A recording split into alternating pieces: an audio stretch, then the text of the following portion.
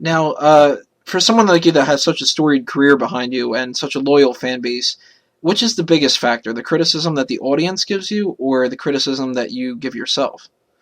I'm a pretty good judge, and I may be my own harshest critic. And that's why, for example, again, going back to the chapter of Tori Amos and the promo with Ric Flair, I feel like I know when I've done something really good, and there is a certain feeling of accomplishment you get, whether it's writing a good chapter, cutting a good promo, or taking part in a really good match. And when you get that feeling, you don't necessarily need feedback.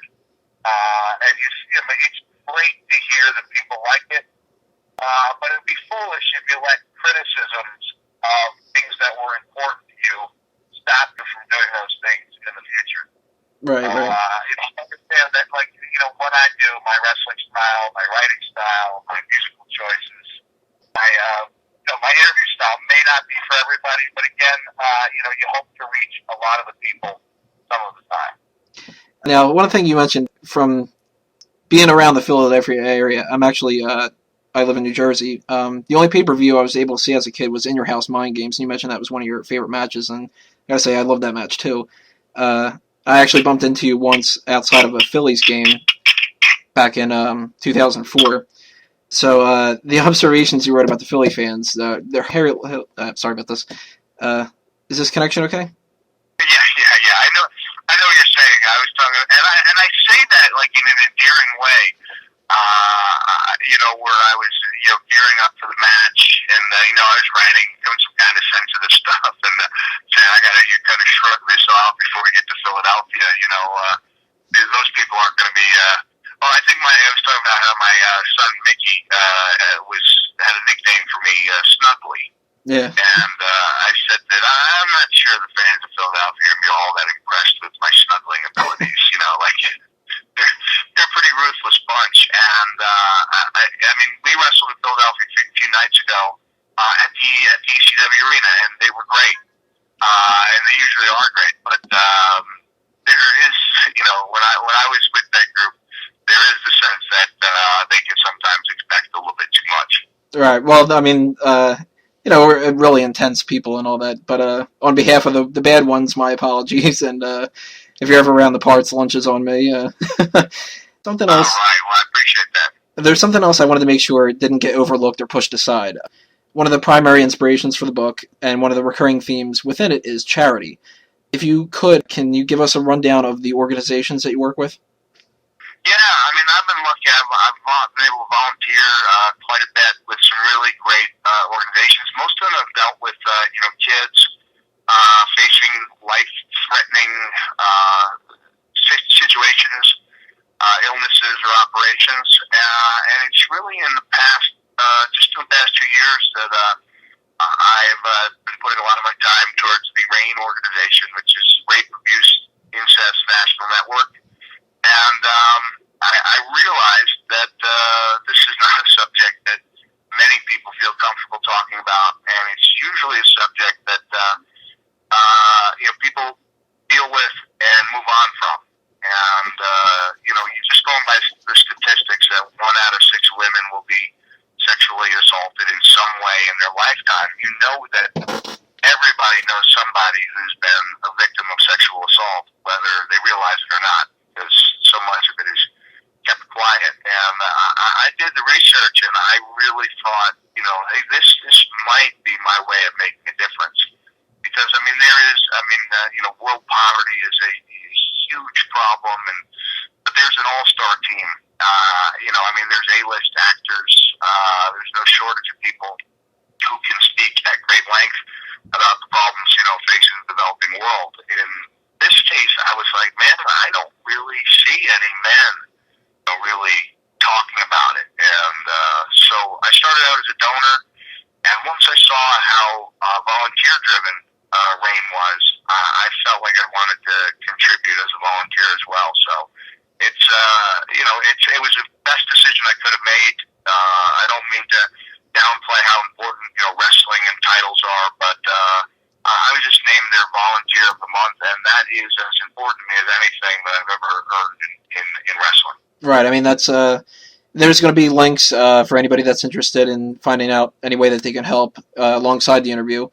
Very admirable on your part. I just wanted to make sure that we touched base on that a little bit. We don't really get to see a lot of the generosity and a lot of the wrestlers out there, since we always see the personas of the violent guys and everything like that. So it's really nice. It's really nice to see that type of how you have that personality and everything. Well, I appreciate it, and again, that's something I occasionally get criticized for, because there are some people who write about wrestling, who love wrestling, and use it as an escape from everyday life, not as a reminder that other people have it worse than them. So even though I don't agree with those people, I understand where they're coming from, but I just like to take the opportunity to let people know situations that have been important to me, and not necessarily to convince them to get involved with the groups that I'm involved with, but to understand that there's a place for everybody to help with something. And so if they can see how much I've enjoyed being a part of certain groups, I hope it encourages them to become a part of something that's important to them. Yeah. We can only hope, at least. Now that this book is completed, are there any plans for maybe a 5th edition of the Memoirs? I don't know. I'm sure a lot of people thought that 2 was enough and 3 was one too many. You never know. I enjoy. Sometimes I'll write some pretty lengthy things on either TNAWrestling.com or on my typepad, mickfoley.typepad.com, which is where people can find the book tour schedule. And I think that maybe just making a compilation and self-publishing, and donating whatever comes in to a cause. I think people might like to have some of these various writings about all kinds of subjects. But I don't think there's going to be like another book, that day that Vince mentioned me on the air. I don't think there's going to be another book like this one, or Hardcore Diaries. Well, for anybody that isn't aware, you recently announced that there's going to be a film based on your life story, so that gives us a little bit of that. Congrats on that as well. Yeah, it has been an incredible few days. Like, I don't know if I've ever had so much happening in such a short time. I'm going to have to make the next question the last one, is I've got to run off to the Joy Behar show. I pulled over on a street in New York City so I can finish talking to you guys. But I appreciate your time. Can we get one more question before I run on and show the world what a big man in a sports jacket and sweatpants looks like? Ironically, that was the last question. I know you got a lot to do, a busy schedule and everything, so I don't want to keep you any longer than that. Any last thoughts? No, I mean, again, I appreciate you guys taking the time to talk to me. It's really been gratifying to see that a few of the chapters I was worried about have become the chapters that people have enjoyed and are talking about. So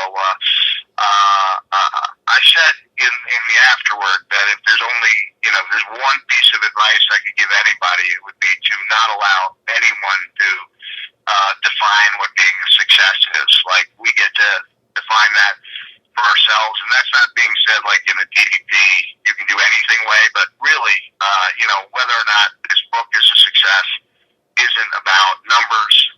It's about, touching some people and feeling like I did the best job I could. So I just wanted to give you guys that last piece of advice, and if you're inclined to reading these stories after listening to the interview, please do. If you don't, it won't hurt my feelings. With that being said, everybody make sure that you pick up a copy of Countdown to Lockdown in stores tomorrow. It's a great read. You won't be sorry. Keep out for Mick's new film. Check him out on TNA Impact. Mick, it's been a pleasure having you today. Thank you so much for finding the time and talking. Best of luck with the book and everything else. Thank you, and appreciate you going out of your way to talk to me. All right. Have a nice day, Mick. Okay, you too. Bye. Take care.